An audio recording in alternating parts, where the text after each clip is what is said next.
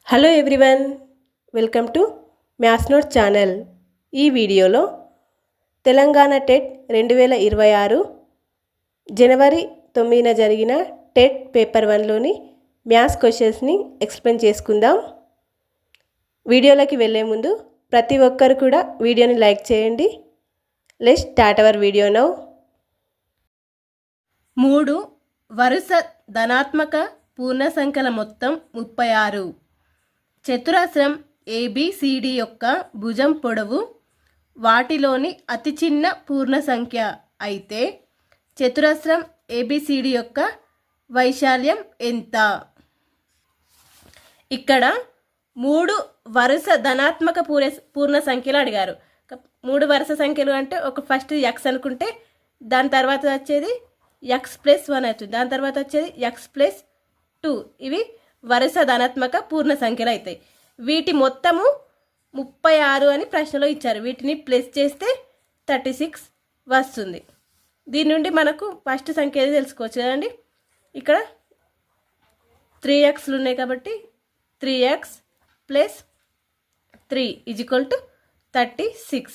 దీని నుండి x+1 3ని common తీసినాం అనుకోండి, x+1 = 36.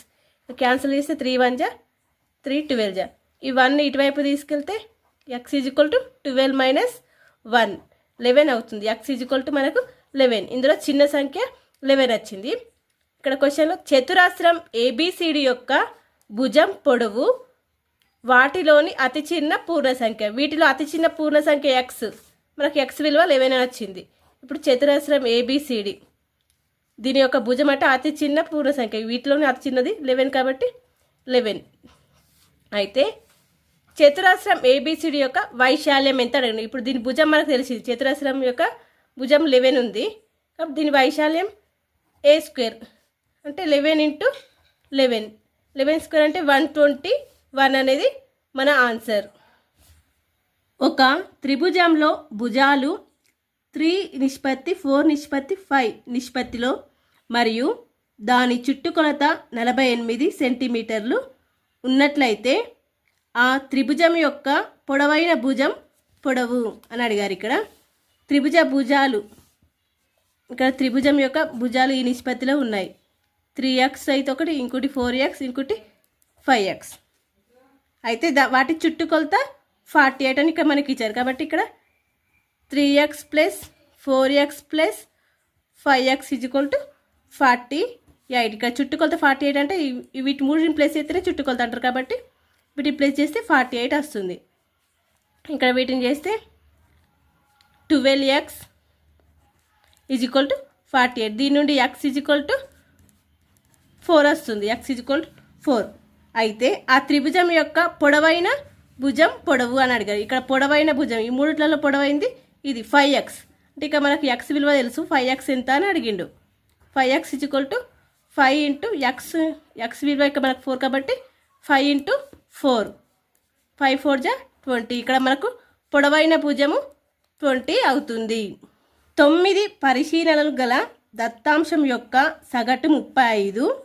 ఈ దత్తాంశంనకు మరో పరిశీలన 61ని జోడిస్తే ఏర్పడిన దత్తాంశం యొక్క సగటు. ఇక్కడ సగటు అంటే రాశుల మొత్తం బై రాశుల సంఖ్య. ఇక్కడ రాశుల మొత్తం మనకు తెలియదు కాబట్టి x అనుకుందాం. రాశుల సంఖ్య 9, సగటు 35 ఇచ్చారు. ఇక్కడ మనకు దీని నుండి రాశుల మొత్తం తెలుసుకోవచ్చు కదా. x = 35 × 9. 35 × 9 చేస్తే 9 5 జా 45, 9 3 జా 27. కాబట్టి 315 x అంటే 9 రాశుల మొత్తము 9 సంఖ్యల మొత్తము 315 వచ్చింది. ఇక్కడ ఈ దత్తాంశానికి మరో పరిశీలన 61. వీటికి 61 అనే నెంబర్ని కలిపారు. 315 + 61ని కలిపితే ఇప్పుడు మనకు ఫస్ట్ 9 రాశులు ఉన్నాయి, ఇప్పుడు ఇంకోటి కలిపి కాబట్టి 10 రాశులు అయినాయి. వీటి సగటు ఎంత అని ఇక్కడ క్వశ్చన్ అడుగుతున్నారు కాబట్టి ఇంకా వీటిని ప్లస్ చేస్తే 6 7 376/10 వస్తుంది. ఇక్కడ మన ఆన్సర్ క్యాన్సిల్ చేస్తే 37.6 ఆన్సర్ వస్తుంది. 37.6 అనేది సగటు. 32, 56 మరియు 128ల కాసాగు. ఇంకా వీటి కాసాగు తీద్దాం. 32, 56, 128. వీటి కాసాగు తీద్దాం. ఫస్ట్ 2 తోటి తీద్దాం. 2 1 జా, 2 6 జా, 2 2 జా, 2 8 జా, 2 6 జా, 2 4 జా. ఇప్పుడు 4తో తీద్దాం. 4 4 జా, 4 7 జా, 4 1 జా, 4 6 జా. తర్వాత మళ్ళీ 4తో తీస్తే 4 1 జా, 4 4 జా. వీటి కాసాగు ఎంత అవుతుంది? 2 × 4 పవర్ 3 × 7. ఇక్కడ దీన్ని 2 × దీన్ని 4ని 2 స్క్వేర్గా రాయొచ్చు కదా. 2 స్క్వేర్ పవర్ 3 × 7 అంటే 2 పవర్ ఇది 2 3 జా 6 ప్లస్ 1 అంటే 2 పవర్ 7 × 7 అనేది వీటి కాసాగు అవుతుంది.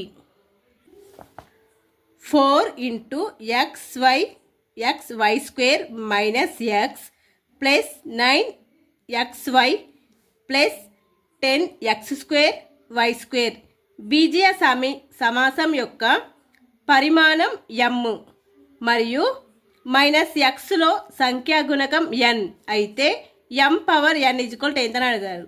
ఇక మనకు m = బీజీయ సమాసం యొక్క పరిమాణం అని చెప్పారు. ఇక్కడ ఈ సమాసం యొక్క పరిమాణం ఇక్కడ దీనికి 4 ఉన్నది కాబట్టి పెద్దది ఏది ఉంటే అదైతే దీని పరిమాణం 4. m = 4. తర్వాత n =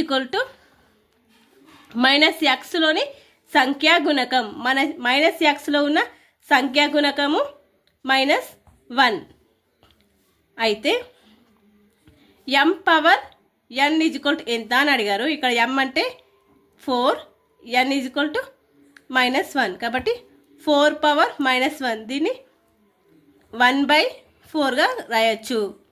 2.7 × 2/3 మైనస్ 3.3 × 5/7.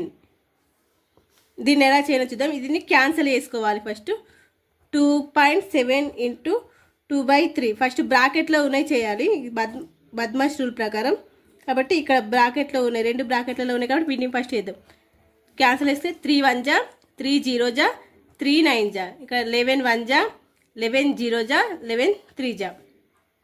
0.9 × 2 9 2 జా 18 కాబట్టి ఇక పాయింట్ ఉంది కాబట్టి 1.8 మైనస్ 0.3 × 5 5 3 జా 15 ఇక పాయింట్ ఉంది కాబట్టి 1.5 వస్తుంది. ఇక 1.8 మైనస్ 1.5 మైనస్ చేస్తే 0.3 అనేది మన ఆన్సర్.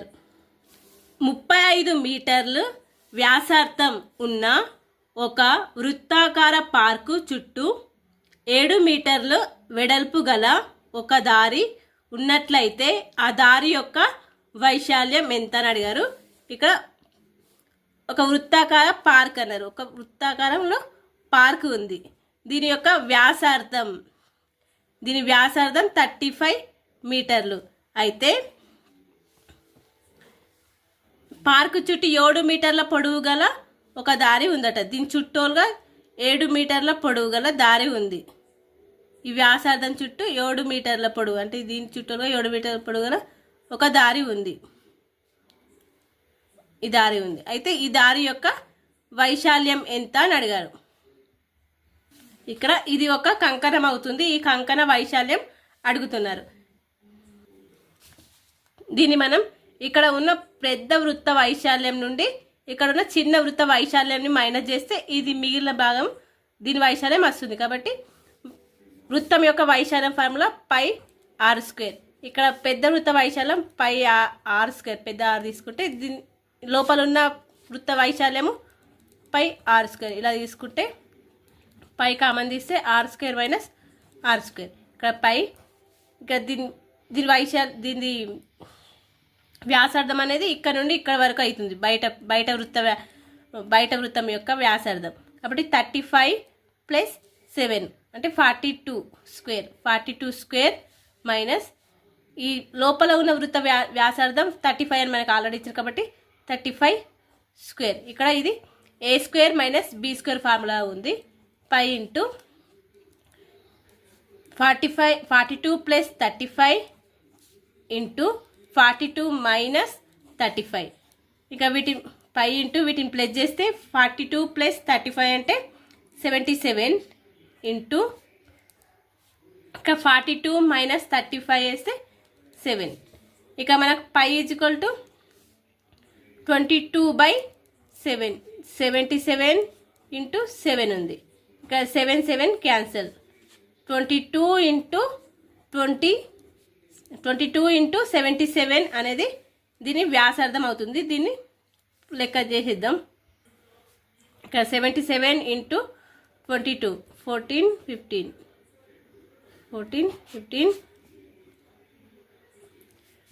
1694 అనేది ఇక్కడ ఉన్న కంకరం యొక్క వ్యాసార్థం అవుతుంది.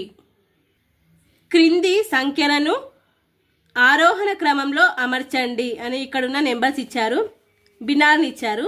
భిన్నాలని ఆరోహణ క్రమంలో రాయండి అని అడుగుతున్నారు. ఇక్కడ ఆరోహణ క్రమంలో రాయాలంటే వీటిలో ఏది చిన్నదో ఏది పెద్దదో ఫస్ట్ తెలుసుకోవాలి. లేదంటే ఫస్ట్ వీటిని దశాంశ రూపాల్లో మార్చుకుంటే కూడా ఈజీగా తెలుసుకోవచ్చు. ఫస్ట్ వీటిని దశాంశాలుగా మార్చుకుందాం. 8/9 ఇక్కడ క్యాన్సల్ చేసుకుందాం.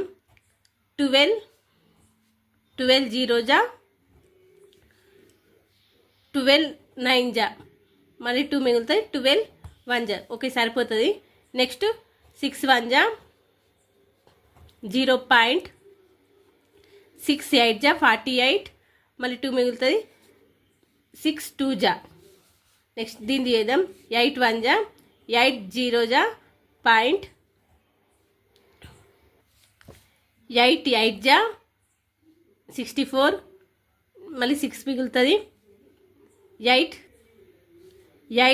7 జా 56 ఓకే. నెక్స్ట్ ఇది 9 1 జా 9 0 జా 0.9 8 జా 72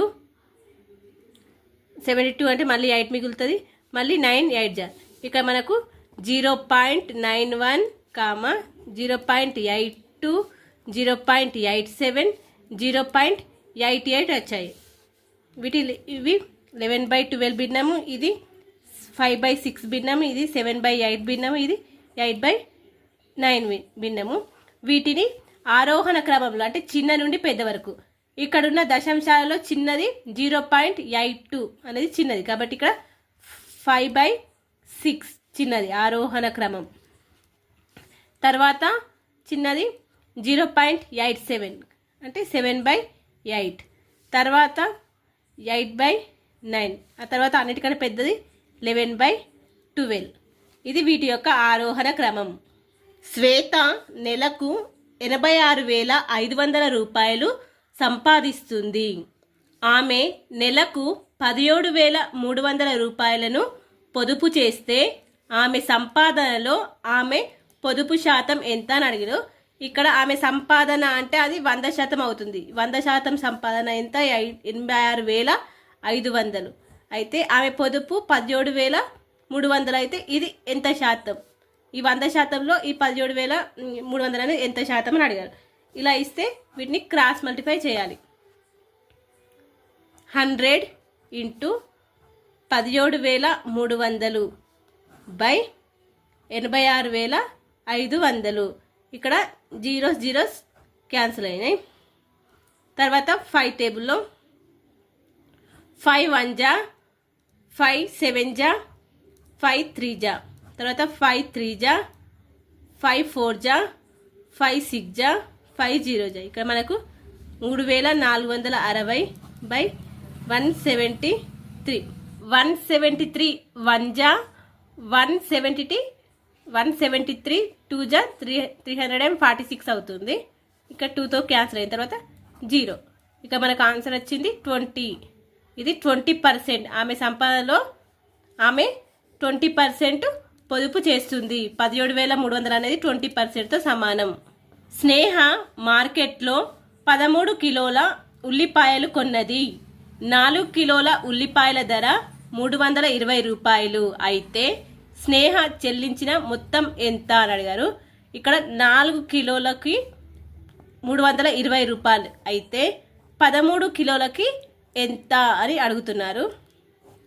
దీన్ని క్రాస్ మల్టిఫై చేయాలా? ఇలా ఇస్తే 320 ఇంటూ 13/4 అవుతుంది. ఇక్కడ మనం 4తో క్యాన్సిల్ చేస్తే 4 1 జా 4 8 జా 32 0 13 ఇంటూ 8 13 8 జా 104 ఇక్కడ 0 ఉంటుంది కాబట్టి 1040 రూపీస్ అవుతుంది 13 కిలోలకి. 4 కిలోలకి 320 రూపాయలు అయితే 13 కిలోలకి 1040 రూపాయలు అవుతుంది.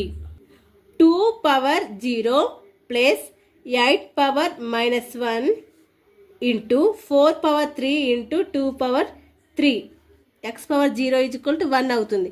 కాబట్టి ఇక్కడ 2 పవర్ 0 = 1 అవుతుంది. 1 ప్లస్ ఇక 8 పవర్ -1 ఉన్నాయి కాబట్టి దీన్ని మనం 1/8గా రాయొచ్చు. 1/8 బ్రాకెట్లో ఉంది ఇది ఇంటూ 4 పవర్ 3 4 పవర్ 3 అంటే 4 ఇంటూ 4 ఇంటూ 4 ఇంటూ 2/3.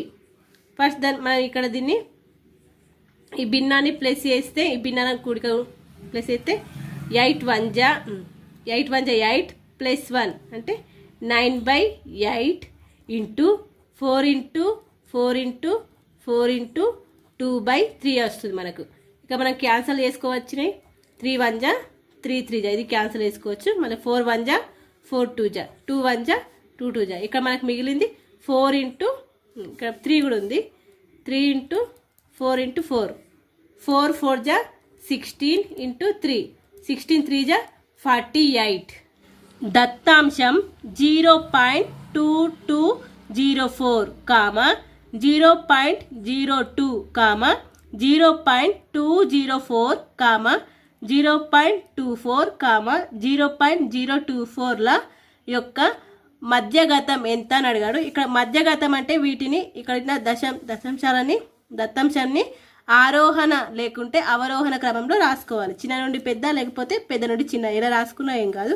ఫస్ట్ మనం వీటిని చిన్న నుండి పెద్ద వరకు రాసుకుందాం. వీటిలో అన్నిటికంటే చిన్నది 0.02 అవుతుంది 0.02 తర్వాత చిన్నది 0.024 అవుతుంది. ఇవి రెండు అయిపోయినాయి. ఆ తర్వాత చిన్నది ఇది 0.204 తర్వాత దీని తర్వాత ఇది 0.2204 వీటిలో అన్నిటికంటే పెద్దది 0.24. ఇవి మొత్తం 5 ఉన్నాయి రాశులు కాబట్టి వీటిలో మధ్యగతం అంటే మధ్యలో మిడిల్లో ఉండేది. ఇక మిడిల్లో ఉన్నది 0.204 అనేది మధ్యగతం అవుతుంది. a ప్లస్ 4/15 = 3/5 మరియు 11/14 మైనస్ b = 1/2 అయితే a ప్లస్ b ఎంత అని అడిగాడు. ఇక్కడ మనకి ఈక్వేషన్ ఇచ్చారు. a ప్లస్ 4/15 = 3/5 అని ఇచ్చారు. ఇక్కడ దీని నుండి మనము ఏని ఇలాగే ఉంచి ఈ 4/15ని ఇటువైపు తీసుకెళ్తే మైనస్ అవుతుంది కాబట్టి 3/5 మైనస్ 4/15 అవుతుంది a = ఇక అలాగే ఇక్కడ b ఇక b మైనస్ ఉంది కాబట్టి మనం b నాటి తీసుకెళ్ళి 1/2ని ఇటువైపు తీసుకొద్దాం. 11/14 మైనస్ 1/2 = b అవుతుంది. ఇక్కడ మనము ఇక్కడ భిన్నాల మైనస్ చేయాలి. మైనస్ చేస్తే 15 కాసగా వస్తుంది. ఇక 5 3 జా 15 కాబట్టి 3 ఇంటూ 3 మైనస్ 4 ఇక్కడ దీన్ని కాసగా తీస్తే 14 వస్తుంది. ఇక 11 14 1 జా 14 కాబట్టి 11 ఇంటూ 1 11 మైనస్ 2 7 జా 14 వస్తుంది కాబట్టి 1 ఇంటూ 7 = ఇది b. ఇక్కడ a = 3 ఇంటూ 3 9 మైనస్ 4 5/15 ఇక్కడ b = 11 మైనస్ 7 4/14 వస్తుంది. ఇక మనం క్యాన్సిల్ వేసుకుంటే 5 1 జా 5 3 జా 15 ఇక 2 2 జా 2 7 జా ఇక a = 1/3 b = 2/7 వచ్చింది. ఇక మనకు అడిగిండు a ప్లస్ b ఎంత అని అడిగిండు. అంటే 1/3 ప్లస్ 2/7 ఇక ప్లస్ చేస్తే 3 × 7 వీటి కాసాగు తీస్తే 3 7 జా 21 వస్తుంది. ఇక వీటిని క్రాస్ మల్టిప్లై అయినట్టు 7 1 జా 3 2 జా 6 ఇక 7 + 6 13/21 అవుతుంది. m⁴ minus 12 × m⁴3 plus 35m²ను m⁻m−7 చే భాగింపగా వచ్చే భాగఫలం ఎంత అని అడిగారు. ఇక్కడ మనం దీన్ని భాగహారం చేద్దాం. m⁴ minus 12m³ plus 35m² మనము ఇక m⁻m−7 ఉంది కాబట్టి దీన్ని మనం ఇంటూ చేద్దాం. m⁻m m² మైనస్ 7m తోని భాగహారం చేద్దాం. భాగహారం చేయాలంటే ఇక్కడ మనకు m² ఉంది, ఇక్కడ m⁴ ఉంది. ఇక మనకి దీన్ని m²ని మనం దేంతో ఇంటూ చేస్తే m⁴ వస్తుంది. m⁴2 తోటి m⁴2 ఇంటూ m⁴2 చేస్తే m⁴ వస్తుంది. కాబట్టి దీంతో ఇంటూ అయితే m⁴ minus 7m into m² అంటే 7m³ వస్తుంది. ఇక మనం గుర్తులు మార్చుకుంటే ఇక మైనస్ ఇక ప్లస్ వస్తుంది, ఇవి క్యాన్సిల్ అవుతుంది. ఇక్కడ మైనస్ 12m³ ప్లస్ 7m³ ఉంది కాబట్టి ఇక మైనస్ 5m³ మళ్ళీ ఇది మిగిలింది ప్లస్ 35m² వస్తుంది. నెక్స్ట్ మనం మళ్ళీ ఇట్లా క్యాన్సిల్ కావాలి అనుకుంటే ఇక్కడ m² ఉంది, ఇక్కడ మనకు మైనస్ 5m³ ఉంది. ఇక మనకు అంటే దీన్ని m²ని దేంతో ఇంటూ చేస్తే మైనస్ 5m³ వస్తుందంటే మైనస్ 5 ఇక్కడ m² ఉంది, ఇక్కడ m³ ఉంది కాబట్టి మైనస్ 5 ఇంటూ mతో చేస్తే వస్తుంది. m² ఇంటూ మైనస్ 5m అంటే మైనస్ 5m³. తర్వాత ఇక్కడ మైనస్ ప్లస్ 7 5 జా 35 m ఇంటూ m² వస్తుంది. ఇక మనం గుర్తులు మార్చుకుంటే రెండు క్యాన్సిల్ అవుతుంది. ఇక్కడ మనకు వచ్చిన భాగఫలం ఎంత m² minus 5m. 5 into t−6 plus 4 into 6t - 7 is equal to 7 into t + 8 + 18 అయితే t ఈజ్ ఈక్వల్ అడిగారు. ఇక్కడ మనం దీన్ని చేస్తే 5 ఇంటూ t 5t మైనస్ 5 3 జా 5 6 జా 30 ప్లస్ 4 6 జా 24t మైనస్ 4 7 జా 28 is equal to 7 into t 7t plus 7 8 జా 56 ప్లస్ 18. ఇక మనం 5t ప్లస్ 24t ఉన్నాయి, వీటిని ప్లస్ చేస్తే 29t అవుతుంది.